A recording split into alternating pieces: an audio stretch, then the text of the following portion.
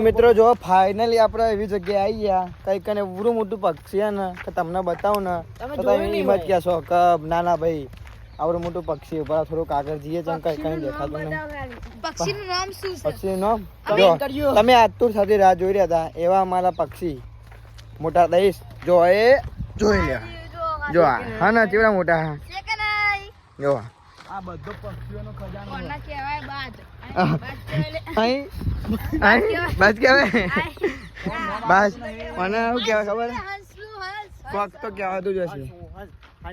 હંસ કહેવાય હંસ ના લે કાગરો કાગરો નહીં લે હંસ એટલે ના લે પેલું માછલી ખાય રહ્યું તો ગાઈ જોઈ લે મોટું દસ